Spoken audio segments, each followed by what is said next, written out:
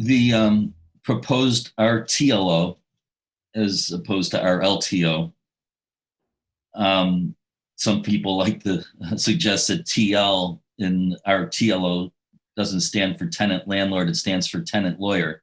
Yeah, I heard that. Trial lawyer. I heard trial lawyer too. That's hilarious. Yeah. It is an attempt by, and I would say they're well-intentioned notions that tenants need protection. But to apply this this hammer or this bazooka and that just blindly subjects all housing providers to the rigors of not just the provisions of the RLTO, but added provisions such as restricting late fees to only $10 a month, to eliminating our ability to charge move-in fees when a tenant performs a material violation of their lease outside of non-payment of rent. Say they sneak a dog into their apartment, or they're engaging in loud and unreasonable behavior. You can't give them a 10-day notice. Now it's a 30-day notice.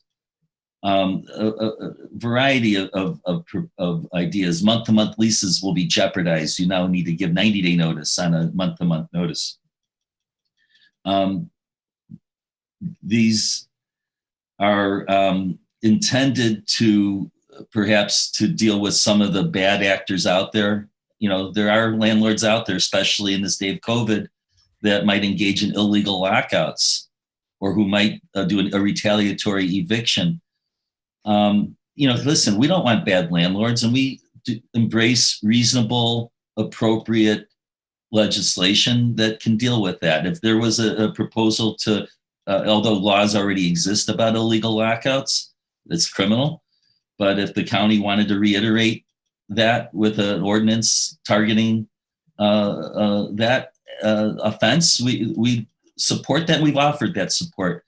But it's during this time of COVID, when we're desperately hanging on, losing money, many of us losing money, dealing with tenants that some tenants are taking advantage of the system. Of course, there's also many tenants who are,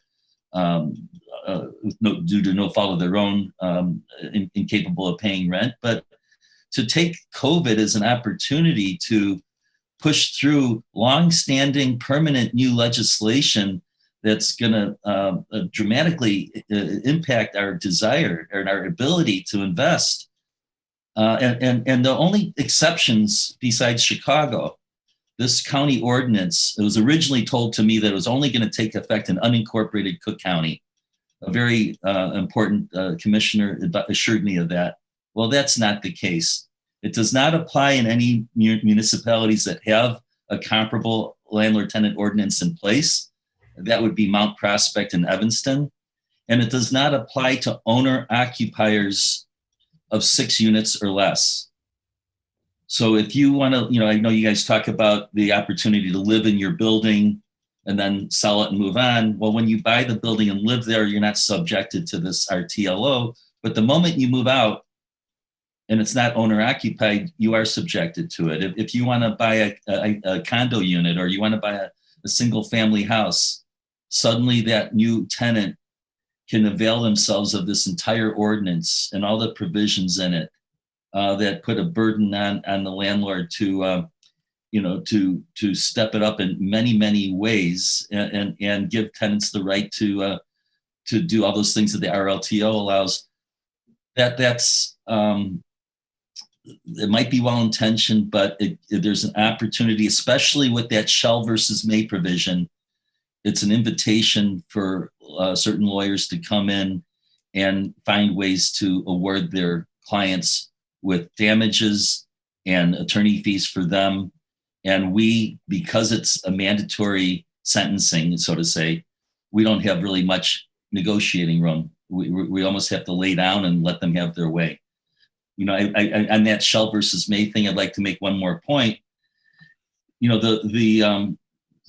Many people, whether they're progressives or even many more politically moderate people, understand that in the criminal arena, this notion of mandatory sentencing that, in the era of toughness and get tough on drugs and all this, there was this notion that judges ought to be mandated to impose certain sentences and there's no discretion.